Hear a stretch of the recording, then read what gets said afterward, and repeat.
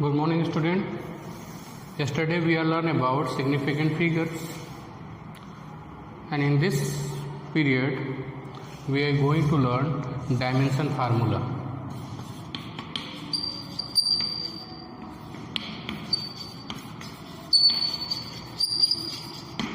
Dimension formula.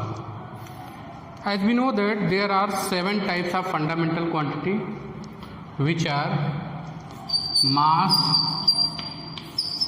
length, time, current, electric current, thermodynamic temperature, luminous intensity,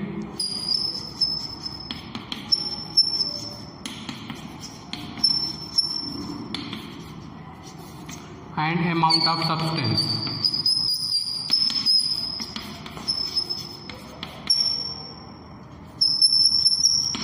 Amount of substance 1 2 3 4 5 6 7. तो dimension formula क्या है? जैसे सबकी unit हमको पता है, डायमेंशन फार्मूला में क्या होता है, आपका जो भी फंडामेंटल फिजिकल क्वांटिटीज हैं उनको हम सिंबल के फॉर्म में लिखते हैं. सपोज डायमेंशन फार्मूला, इसका यूनिट क्या होता है बेटा? केजी. इसका डायमेंशन फार्मूला को रिप्रेजेंट करते हैं capital M's. Length unit is meter, dimension formula is capital M. Okay, ये आपको लर्न करना पड़ेगा. Now time unit is second and it is denoted by capital T. Electric current ampere, it is denoted by capital A. Temperature unit is Kelvin.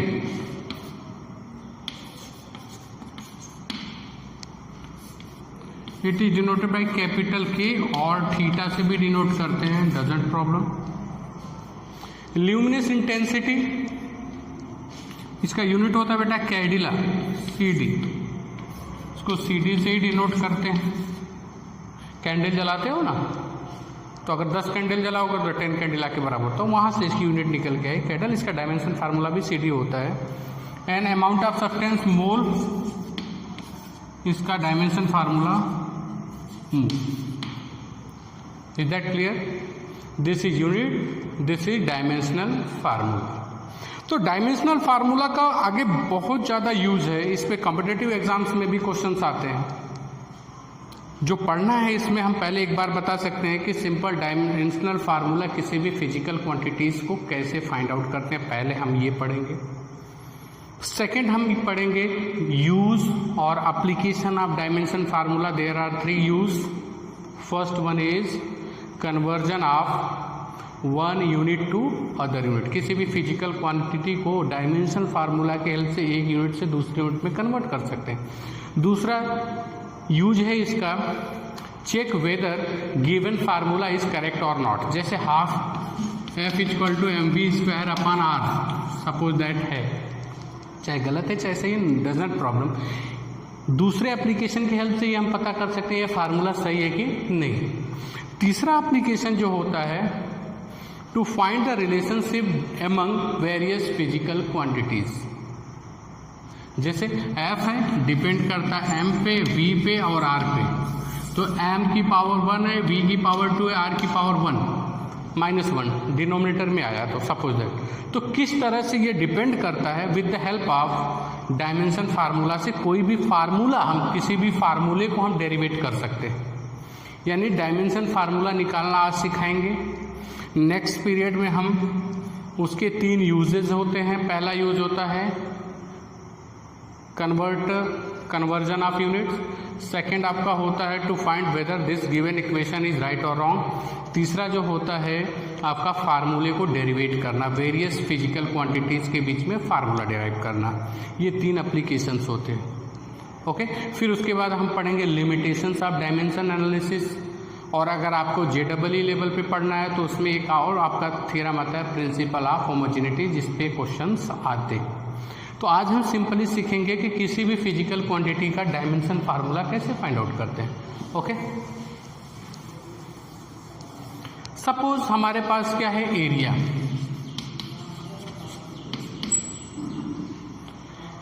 Area का, चूंकि dimension formula find out करने के लिए आपको formula पता होना चाहिए। अगर विदाउट फार्मूला आप डायमेंशन किसी भी फिजिकल क्वांटिटी का फाइंड आउट नहीं कर सकते।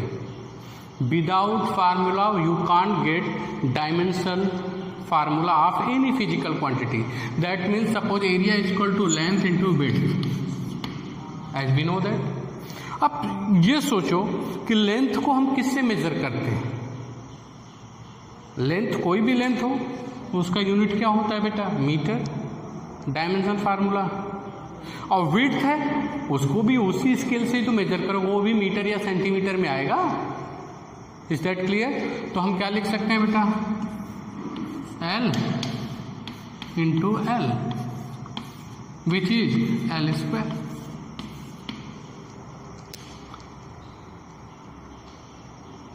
इसको ब्रैकेट में रखते हैं जनरली, ये फॉर्मेट है।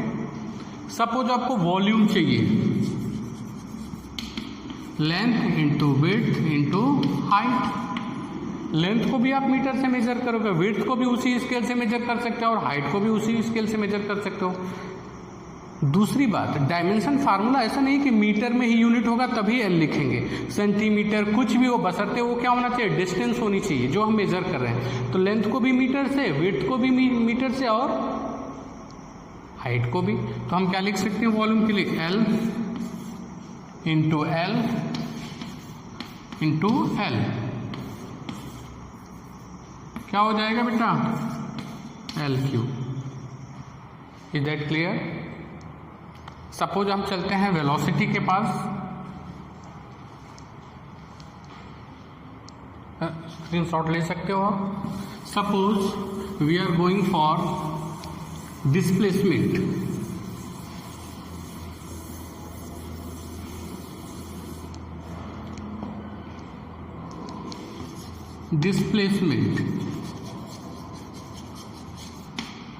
डिस्प्लेसमेंट को क्या होता है, डिस्प्लेसमेंट यहां से वहां गए, मेजरमेंट करोगे मीटर में, किलोमीटर में, सेंटीमीटर में। The dimension formula is L. Is that clear? Suppose we have velocity. Velocity, it is displacement upon time. तो डिस्प्लेसमेंट को किस में मेजर करते हो आप, अभी अभी बताया, L अपॉन T, टाइम को T से अभी अभी लिखा था मैंने कॉलम में, it is LT minus 1। Okay, suppose acceleration चाहिए हमको, dimension formula of acceleration A equal to क्या लिखते हो आप, velocity upon time, change in velocity upon time interval ये होता है। तो चेंज इन वेलोसिटी को आप क्या लिखोगे, LT माइनस 1 ही लिखोगे। टाइम को क्या लिखोगे, अगेन T। ये वाला T की पावर क्या है, 1 है, ऊपर जाएगा तो क्या हो जाएगा बेटा, न्यूमिनेटर में LT minus 2। This is dimension formula of acceleration. आपके बुक में ऐसा लिखा होगा, तो घबराने की जरूरत नहीं है। जो फिजिकल क्वांटिटी प्रेजेंट नहीं होती है वहां पे जीरो लगा देते हैं, जो प्रेजेंट नहीं होगी। Is that clear? Now we are going for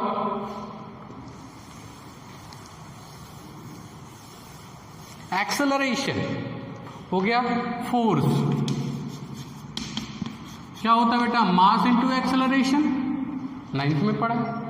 mass को अभी अभी कॉलम में लिखा था capital M, acceleration LT minus 2, it is MLT minus 2। ये फोर्स का डायमेंशन फार्मूला हो गया। Work done, force into displacement आपने पढ़ा है। फोर्स का अभी अभी निकाला, MLT minus 2, displacement L, it will becomes ML square T minus 2। हो गया डिस्प्लेसमेंट। तो मेमोराइज नहीं करना है आपको फार्मूला, क्योंकि इसका जो सेक्शन बहुत ब्रॉड है। आप इसको कंप्लीट तभी सीख सकते हो जब आप 12th तक पहुंच जाओगे, लास्ट सेमेस्टर तक, क्योंकि इसमें इलेक्ट्रिक फील्ड आएगा, मैग्नेटिक फील्ड आएगा, वो तो आपने पढ़ा ही नहीं। तो उन सारी चीज़ों को फार्मूले के थ्रू आपको मेमोराइज करना पड़ेगा। Next, energy. Suppose kinetic energy क्या होता है बेटा, हाफ mv² होता है ना काइनेटिक एनर्जी। तो कभी भी डायमेंशन फार्मूला जब भी निकालेंगे तो फिजिकल क्वांटिटीज का निकालेंगे, कभी भी हम कांस्टेंट टर्म का डायमेंशन फार्मूला नहीं निकालेंगे, इसका कोई डायमेंशन फार्मूला नहीं होगा। याद कर लो, हाफ का, हाफ क्या है, कांस्टेंट है। कांस्टेंट वैल्यू जो होती है 3 4 5 6 7 जो भी 1 2 3 4 1/3 1/8 2π 4π 8π 9π, इसका कोई भी डायमेंशन फार्मूला नहीं होता। डायमेंशन फार्मूला किसका होता है, only for physical quantities. That means kinetic energy is mv²। आगे बताएंगे कौन कौन से कांस्टेंट का डायमेंशन फार्मूला होता है और क्यों होता है नेक्स्ट पीरियड में। उसका रीजन जैसे आपका यूनिवर्सल ग्रेविटेशनल कांस्टेंट, उसका डायमेंशन फार्मूला होता है। स्मॉल के कूलम कांस्टेंट, उसका डायमेंशन फार्मूला होता है। आप तो कहोगे सर 1/4πε0 होता है, वो तो कांस्टेंट है क्योंकि ε0 8.85 × 10⁻12 होता है। लेकिन क्यों होता है वो आगे हम डिस्कस करेंगे। अभी फिलहाल सिंपली हम चीज़ें बताएंगे। काइनेटिक एनर्जी क्या है, mass capital M v² LT-1 का होल स्क्वायर, क्योंकि वेलोसिटी का मैंने फाइंड आउट किया था। It will becomes ml² T-2, this is energy. Suppose we have potential energy mgh, पढ़ा है 9th। m मास, जी क्या है, एक्सेलरेशन ड्यू टू ग्रेविटी। अब एक्सेलरेशन चाहे ड्यू टू ग्रेविटी हो चाहे आपका लीनियर एक्सेलरेशन हो, जहां पे एक्सेलरेशन वर्ड का यूज होगा वहां पे हर जगह पे डायमेंशन फार्मूला सेम एक्सेलरेशन का ही लिखा जाएगा। यानी एक्सेलरेशन ड्यू टू ग्रेविटी क्या होगा, LT-2। h हाइट है, हाइट को किससे डिनोट करते हैं, l। मीटर से ही तो मेजर करेंगे, सेंटीमीटर से ही तो मेजर करेंगे, किलोमीटर से ही तो मेजर करेंगे। That means ml² T-2। यानी हमने एक चीज देखा, work done, kinetic energy, potential energy, सबका डायमेंशन फार्मूला सेम है। तो एक चीज यहाँ पे नोट कर लो, कोई भी वर्क डन, भाई एनर्जी रहेगी तभी तो काम करोगे। Work done, kinetic energy, potential energy, heat energy, thermal energy, जहां पे भी एनर्जी वर्ड एसोसिएट होगा सब जगह ऑलमोस्ट 99.9% और 100% टाइम, कुछ स्पेशल केस को छोड़ के, डायमेंशन फार्मूला क्या होगा, सेम होगा। कोई सी भी एनर्जी हो, कोई सी भी एनर्जी हो, thermal energy, kinetic energy, potential energy, heat energy, उसके लिए डायमेंशन फार्मूला क्या होता है, सेम होता है, which is equivalent to work done. Suppose we are going for pressure.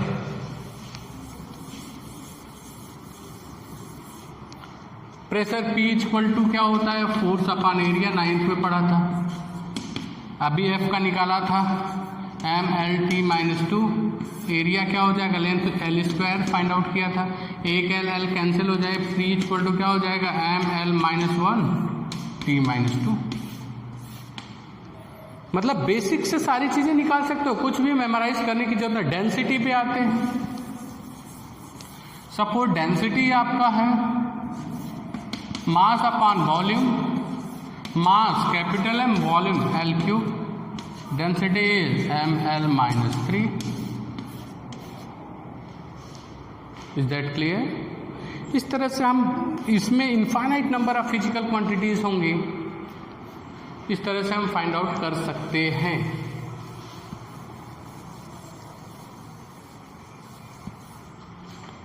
अगर सपोज हमको मैग्नेटिक फील्ड का अगर कोई बोले, अभी आपके को पता नहीं, कॉम्पिटिटिव एग्जाम से आपको कोई बोले कि find the dimension formula of magnetic field B, electric field की फाइंड आउट कर सकते हैं, वो इलेक्ट्रिक फील्ड और मैग्नेटिक फील्ड। पहले इलेक्ट्रिक फील्ड की फाइंड आउट करते हैं, फिर मैग्नेटिक फील्ड की। इलेक्ट्रिक फील्ड क्या होता है, F/Q, यही तो पढ़ा था, F/Q0। इलेक्ट्रिक फील्ड क्या हो जाएगी, F ml-T-2 निकाला था। और चूंकि हम जानते हैं Q physical quantity fundamental Q नहीं है, चार्ज फंडामेंटल क्वांटिटी नहीं है, लेकिन हमने 9th में एक फार्मूला पढ़ा था क्यू इक्वल टू क्या होता है आई इंटू टी होता है, आई इंटू टी, आई मतलब करेंट इंटू टाइम। तो यहाँ पे आई को क्या लिखोगे बेटा, लिख लो आई टी, आई को क्या लिखोगे A ampere electric current, column में बताया था। तो क्या हो जाएगा electric field equal to M L T minus 3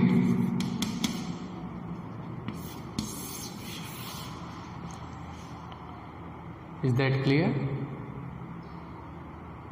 okay, suppose हमको कैपेसिटेंस चाहिए, वोल्टेज चाहिए, V इक्वल टू वोल्टेज, आपने 10th में पढ़ा था W/Q, फार्मूले याद होंगे तो बिल्कुल इजी है, नहीं तो इतने चीज़ें आप मेमोराइज नहीं कर सकते, इट इज़ इम्पॉसिबल। पॉसिबल भी हो सकता है, मैं ये नहीं कि तो कोई चीज़ इम्पॉसिबल नहीं होता, लेकिन बहुत ज़्यादा परेशानी होगी, because there are large number of 10,000 20,000 of different physical quantities, तो सबको मेमोराइज करना बहुत मुश्किल है। हमने V equal to W/Q basically पढ़ा था 10th में, तो V इक्वल टू W का क्या होता है work done ml² t minus 2, ये IT मतलब A इंटू टी, क्योंकि Q इक्वल टू होता है बेटा I into T, Q equal to I को एम्पियर, T को टाइम, ऊपर कर दो क्या हो जाएगा बेटा m l² t minus 3 e minus 1। Is that clear? Suppose आपने रेजिस्टेंस पढ़ा होगा 10th में, Ohm's law R equal to V/I find out कर सकते हो। V की वैल्यू क्या हो जाएगी बेटा m l² t minus 3 e minus 1/I, I is a fundamental physical quantity,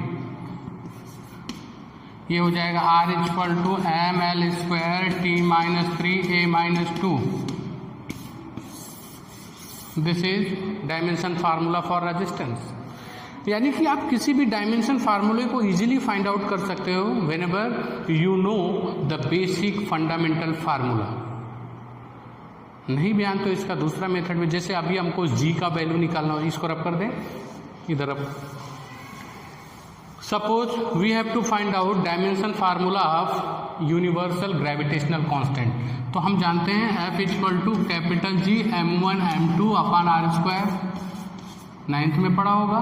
हमको G का डायमेंशनल फार्मूला चाहिए, तो क्या हो जाएगा बेटा Fr²/m1 m2। G को आइसोलेट करेंगे एक तरफ, R² से इधर डिवाइड था, इधर मल्टीप्लाई हो गया, m1 m2 से मल्टीप्लाई था, इधर क्या हो गया डिवाइड हो गया। अब एक एक चीज़ लिख देंगे, डायमेंशन फार्मूला इजीली आ गया। F को क्या लिखोगे बेटा m l t minus 2 R² l²/m², अरे मास इंटू मास, चाहे 1 किलो का है, दूसरा 2 kg का है, तीसरा 3 kg का, तो ऐसा थोड़ी डायमेंशन फार्मूला चेंज हो जाएगा। चाहे 1 ग्राम का भी मास होगा उसका भी डायमेंशन फार्मूला m होगा, 1000 kg का होगा उसका भी डायमेंशन फार्मूला क्या होगा आपका कैपिटल M। तो यहाँ पे क्या हो जाएगा बेटा, कर दो, एक m कैंसिल, एक m नीचे बचेगा, ऊपर जाएगा तो क्या हो जाएगा m-1 l और l² l³ t minus 2 equal to capital G। Is that clear? Coulomb's constant का चाहिए, सपोज आपने अभी अभी पढ़ा होगा, इस सेमेस्टर में नहीं पढ़ा होगा सपोज। अब जैसे मैंने आपको मैग्नेटिक फील्ड का चाहिए, लेकिन आपने पढ़ा है, आपको पता नहीं, आप देख के घबरा चुके मैग्नेटिक फील्ड क्या आ गया। हमने पढ़ा है F equal to IBL, 10th में पढ़ा होगा। Okay, whenever a wire current carrying conductor is placed in uniform magnetic field, then force acting on the wire is IBL sin theta। वो कंडीशन मैं 90 डिग्री का ले रहा हूँ, कोई टेंशन वाली बात ना। IBL फार्मूला होता है, हमको B चाहिए, तो B इक्वल टू क्या हो जाएगा F/I इंटू L। क्लियर और not? Where L is length of wire, B is magnetic field, I is current. बिल्कुल इजीली आ गया. M L T minus 2, I ampere, L length. तो बी इक्वल टू क्या हो जाएगा बेटा? एम एल एल कैंसिल हो जाएगा. Is that clear? L L cancel. क्या हो जाएगा? M A minus 1 T minus 2. This is dimension formula of magnetic field. Is that clear? ये पढ़ा होगा ना, I B L where L is length of conductor. ये ऊपर जाएगा, इन्वर्स हो जाएगा, T minus 2. Is that clear? इस तरह से हम किसी भी फिजिकल क्वांटिटी का डायमेंशन फार्मूला फाइंड आउट कर सकते हैं. और नेक्स्ट पीरियड में हम चलेंगे, we are going application of dimension analysis and principle of homogeneity and various questions based on dimension analysis. Okay, thank you.